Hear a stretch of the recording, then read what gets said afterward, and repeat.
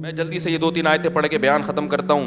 اللہ تعالیٰ آگے قرآن میں فرماتے ہیں فلولا اذا بلغت الحلقوم.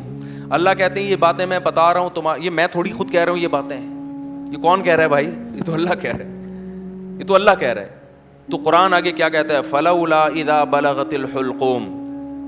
اللہ کہتے ہیں ایک ٹائم ایسا بھی آتا ہے, ابھی تو مزے میں ہو, جب تمہاری جان کہاں تک پہنچے گی؟ بولو نا, یہاں. ہر آدمی پہ یہ ٹائم آتا ہے کہ نہیں آتا؟ ہچکیاں لے, یوٹیوب پہ دیکھ لو ویڈیو, بڑے بڑے پاورفل اور اب آخری ہچکیاں لے رہے ہوتے ہیں. کیسا ترس آتا ہے نا اس کے اوپر. ہچکیاں لے رہا ہوتا ہے آدمی, کوئی کلمہ پڑھ رہا ہوتا ہے, کسی کی آنکھیں پتھرا رہی ہوتی ہیں اور بڑی حسرت سے لوگوں کو دیکھ رہا ہوتا ہے. فلولا اذا بلغت الحلقوم وانتم حینئذ تنظرون. اللہ کہتے ہیں تم بڑے بڑے طاقتور لوگ اس کے قریب کھڑے ہو کر اس کو دیکھ رہے ہوتے ہو کہ ابھی اس کی روح نکلنے والی ہے. ترجعونہا ان کنتم صادقین. تم اس کی روح کو لوٹا دیا کرو. تمہارے پاس پیسہ بھی ہے, تمہارے پاس حکومت بھی ہے, تمہارے پاس امیزون میں تم نے بڑا بزنس بھی کیا ہوا ہے. اب کیا کیا, اگر تمہاری سائنسی ترقی بھی ہے تو تھوڑی دیر کے لیے کیا کر لو بھائی, اس کی روح کو کیا کر لو. تم بھی حسرت سے دیکھ رہے ہوتے ہو کہ ہمارا پیارا ہمارے سامنے دنیا سے جا رہا. یہ تو تمہاری 2 ٹکے کی اوقات ہے. اللہ ہمیں ہماری اوقات بتا رہا ہے. میرا خیال ہے بات سمجھ میں آ نہیں رہی آپ لوگوں کی. میرے اندر تو بھائی اتنی ہی پھیپڑے ہیں جتنا میں سمجھ. مجھے غصہ اس لیے آ گیا کہ پہلے بھی زنا ہوتا تھا, کم چھپتے تھے لوگ کہ پکڑے نہ جائیں. اب پوری یونیورسٹیوں میں لڑکے لڑکیوں کی بسیں بھر بھر کے جا رہی ہیں تفریح کے لیے. باپ خود اجازت دے رہا ہے, بھائی تمہاری اپنی لائف ہے بیٹا, تم اگر بھنگن چمارن بننا چاہو تو ہم کون سا شریف لوگ ہیں, ہم بھی بھنگی اور چمار ہیں. بزبان حال وہ یہ کہہ رہا ہوتا ہے. سمجھ میں نہیں آ رہی. عزت دار آدمی کبھی اپنی لڑکی کو کسی غیر مرد کے ساتھ جانے نہیں دے گا. کہے گا میں مر جاؤں گا, میں دنیا کو کیا منہ دکھاؤں گا میں. لیکن اب اس کو پتا ہے دنیا کو میں منہ دکھاؤں گا, دنیا بھی میری تعریف کرے گی. بڑا لبرل قسم کا باپ ہے ماشاءاللہ. اپنی بیٹیوں پہ کوئی کسی قسم کا کنٹرول نہ ہے, نہ رکھنا چاہتا ہے. ڈانس کر رہے ہیں اپنی بیٹیوں کے ساتھ, ناچ رہے ہیں اپنی بیٹیوں کے ساتھ, لائکس مل رہے ہیں ان کو, لوگ شیئر کر رہے ہیں ماشاءاللہ جی. جو باپ محافظ تھا بیٹی کو حیا سکھانے کا, وہی بیٹی کی حیا نکال رہے. براڈ مائنڈڈ باپ ہے. کپڑے اتارو بھائی اس کے لوگوں کے سامنے, بہت زیادہ براڈ مائنڈ. گورا کو تو چڑیاں پہن کے ان کی بیٹیاں ان کے باپ کے سامنے ناچتی ہیں. براڈ مائنڈڈ بننا ہے تو پھر پورا بنو نا. یہ منافقت کیسی ہے؟ اگر غلط ہے تو پھر, اگر گورا غلط ہے تو پھر یہ عمل بھی غلط ہے جو یہاں ہو رہا ہے. شادیوں میں ناچ رہی ہیں بہنیں بھائیوں کے ساتھ. تو ناچ گانے پہلے بھی ہوتے تھے, تھوڑا حیا تھی, تمیز تھی لوگوں میں کہ کس کے سامنے ناچنا ہے اور کس سے اپنے ناچ کو چھپانا ہے. لیکن اب کیا ہو رہا ہے, غیرت ختم.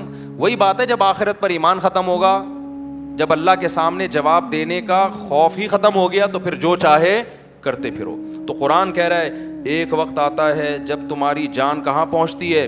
حلق میں, اور تم دیکھ رہے ہوتے ہو. وَنَحْنُ أَقْرَبُ إِلَيْهِ مِنْكُمْ. اللہ کہتے ہیں جتنے تم اپنے عزیز کے قریب کھڑے ہوتے ہو نا حسرت سے, ہم تم سے بھی زیادہ اس کے قریب ہوتے ہیں اور اس کی کیفیات کو جانتے ہیں ہم. فلولا ان کنتم غیر مدینین. اللہ کہتے ہیں اگر تم یہ سمجھتے ہو تمہارے اوپر کسی کا کنٹرول ہی نہیں ہے, آزاد ہو, بڑے پاورفل ہو, ترجعونہا ان کنتم صادقین, تو آج اپنی طاقت کا استعمال کرو. یہ تو تمہارا عزیز ہے, تمہارا معشوق ہے, اس کی جدائی تو تم برداشت کر نہیں سکتے, اس کو مرنے سے روک لو. پھر سارے ڈاکٹر عاجز آ جاتے ہیں کہ نہیں آ جاتے؟ سارے ڈاکٹر کیا کہہ دیتے ہیں, بھائی ہمارے بس میں نہیں. میں آغا خان میں تھا, اچانک چیخوں کی آواز آئی نا, اچانک عورتیں مردوں کی چیخوں کی آواز آئی. میں ایک دم ڈر گیا, کیا ہوا؟ پتہ چلا جی ان کے والد صاحب, ان کی ڈیتھ ہوئی ہے. آئے تھے تھوڑی دیر پہلے بالکل ٹھیک ٹھاک تھے بستر پہ, اچانک کوئی ہارٹ اٹیک ہوا یا برین ایمری جو کیا ہوا بہرحال. تو وہ ان کو توقع نہیں تھی کہ ہمارا باپ ایسے بھی جا سکتا ہے. تو بچیاں بھی رو رہی ہیں. میں نے کہا یار یہ دیکھو, یہ میں نے ایسے موت کے بہت سارے واقعات دیکھے. گلی میں گزر رہے, چیخو پکار کی آواز آئی, کیا ہوا بھائی؟ پتہ چلا جی ڈیتھ ہو گئی. کتنے سال رشتے آپس میں ٹائم گزارتے ہیں اور جدا ہونے میں چند سیکنڈ بھی بولو نہیں لگے, اور پھر روتے 3-4 دن تک ایسے ہیں جیسے بڑا غم ہوا ہے, اور 3-4 دن کے بعد 20-20 30-30 سال پرانے رشتوں کو ایسا بھولتے ہیں جیسے زندگی میں کبھی رہنا نصیب ہی نہیں. یہ ہے وہ دنیا جس کے پیچھے انسان کس کو ناراض کر رہا ہے؟ خدا کو ناراض کر رہا ہے. تو قرآن کہتا ہے اس کی جان لوٹا کے دکھاؤ. فَأَمَّا إِنْ كَانَ مِنَ الْمُقَرَّبِينَ, اللہ کہتے ہیں اب یہ میرے پاس آ گیا ہے, اب یہ تمہاری کسٹڈی سے نکل گیا, اب میں بتاتا ہوں اس کے ساتھ کیا ہونے والا ہے. سمجھ رہے ہو نا؟ اب اس کا خود اپنے اوپر بھی کنٹرول نہیں. اب تک تو یہ تمہارے ساتھ بہت کچھ کر رہا تھا, فلاں کو اوپر چڑھا دیا, فلاں کو گرا دیا, فلاں کو یہ کر دیا, فلاں کو یہ کر دیا, کسی کو گالی دے دی, کسی کو صدقہ خیرات کر دیا, اب تو یہ کر رہا تھا. اب اس کے ساتھ میں کروں گا جو بھی ہوگا, تمہارا بھی کنٹرول ختم اور خود اس کا بھی اپنے اوپر سے کنٹرول ختم. فَأَمَّا إِنْ كَانَ مِنَ الْمُقَرَّبِينَ, اللہ کہتے ہیں یا تو یہ نیک لوگوں میں سے تھا, ساری زندگی اس نے مجھے یاد رکھا, میرے احکام کو فالو کیا, فَرَوْحٌ وَرَيْحَانٌ, تو اس کے لیے خوشبوئیں ہیں, وَجَنَّتُ نَعِیم, اور خوشخبریاں ہیں ہمیشگی کے باغات کی. وَأَمَّا إِنْ كَانَ مِنْ أَصْحَابِ الْيَمِينَ, دائیں ہاتھ والوں میں سے تھا, فَسَلَامٌ لَكَ مِنْ أَصْحَابِ الْيَمِينَ, اللہ کی طرف سے اس کو سلامتیاں ملنا شروع. ایسے بہت سارے واقعات ہیں اہل اللہ کے کہ موت کے وقت انہوں نے فرشتوں کو دیکھا اور موت کے وقت وہ باتیں کرنے لگے کہ اللہ کی طرف سے ہمیں نیک فرشتے ہماری روح قبض کرنے کے لیے آئے. میں نے بھی ایسے واقعات سنائے ہیں آپ کو پہلے بیانات میں, بھی بہت وقت ہو گیا تو میں اس کو اسکپ کر رہا ہوں. بہت ایسے واقعات ہیں, شہداء کے بہت واقعات ہیں. میرے والد صاحب نے بتایا کہ ایک قاری صاحب ہندوستان میں قرآن پڑھایا کرتے تھے, ساری زندگی ان کے نا بچوں کو قرآن پڑھانے میں گزری. موت کے وقت نا ان کی جسم سے روشنی کا گولا نکل کے گیا ہے, سب نے دیکھا جتنے لوگ تھے.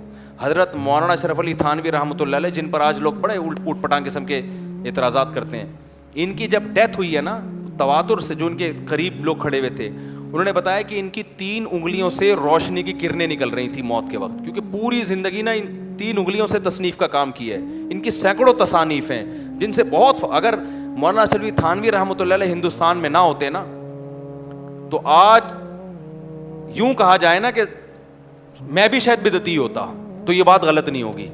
ہندوستان میں جو بدعتوں کو روکنے میں سب سے بڑا کردار ہے وہ مولانا اشرف علی تھانوی رحمۃ اللہ علیہ کا, کیونکہ تصوف میں اتنا غلو ہو گیا تھا کہ 20 قسم کی بدعتیں شامل ہو, پیر پرستی اور تصوف, اس پہ ان کی بہت ساری کتابیں ہیں اور بہت کام کیا انہوں نے, کسی کی ملامت کی پرواہ نہیں کی. تو انتقال کے وقت کیا تھا, کرنیں نکل رہی تھیں. ایسے بہت ساری کرامتیں ہوتی ہیں. تو قرآن کہہ رہا ہے فروح وریحان وجنت نعیم واما ان کان من المکذبین الضالین, اور اگر گمراہ لوگوں میں سے تھا تو اس کو بتا دیا جاتا ہے فنزل من حمیم, تیرا ٹھکانہ کھولتا ہوا پانی ہے جو تجھے پلایا جائے گا, وتصلیۃ جحیم, اور بھڑکتی ہوئی آگ ہے جس میں تجھے داخل کیا جائے گا.